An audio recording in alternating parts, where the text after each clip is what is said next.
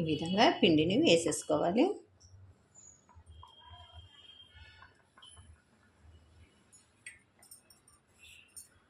వేసేసి మూత పెట్టేసుకోవాలి. ఈ విధంగా మూత పెట్టేసుకొని సిమ్లో పెట్టేసుకోవాలి స్టవ్. కొద్దిసేపటికి మూత తీసి చూసుకోవాలండి. ఈ విధంగా పిండి అనేది తడిని పీల్చేసుకుంటుంది పైన. ఇప్పుడు గరిటె పెట్టి తిప్పేసుకోవాలి.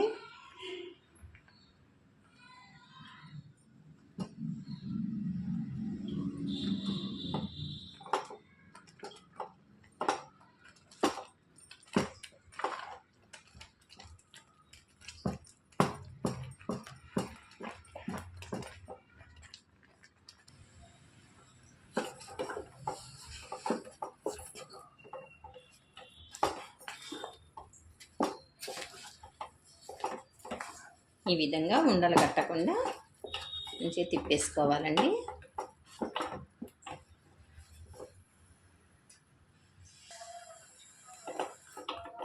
ఇలా మొత్తం బాగా కలిపేసుకోవాలి. ఇలాంటి తెడ్డు అయితే అండి కలుపుకోవటానికి చాలా తేలిగ్గా ఉంటుంది.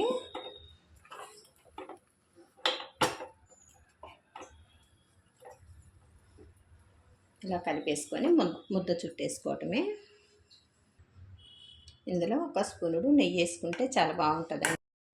చేతికి కొద్దిగా నెయ్యి రాసుకొని ఇట్లా గంటతో గుంట గంట తీసుకొని ఆ గంటతో ఇట్లా తీసేసుకొని ఇట్లా ముండ చుట్టేసుకోవాలండి.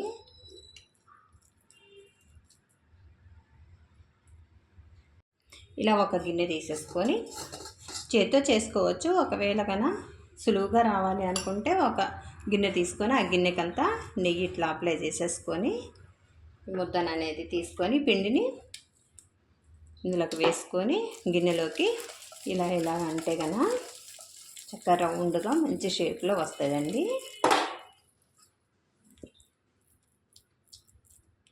ఈ విధంగా ముద్దలు అనేవి అన్నీ రెడీ చేసేసుకోవాలి.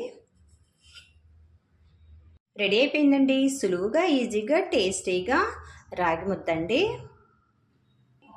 ఎగ్ పులుసుతో కానీ మటన్ కర్రీతో కానీ చికెన్ కర్రీతో కానీ చేపల పులుసుతో కానీ ఈ రాగి ముద్దను తింటే వదిలిపెట్టారండి. అంత టేస్ట్ ఉండిద్ది.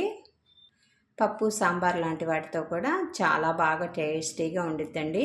మీరు తప్పకుండా ట్రై చేసి చూడండి. ఎలా వచ్చిందో కామెంట్ చేయండి, లైక్ చేయండి. మరిన్ని టేస్టీ రెసిపీస్ కోసం అంజు రుచులు ఛానల్ని సబ్స్క్రైబ్ చేసుకోవటం మర్చిపోవద్దండి. బాయ్ అండి.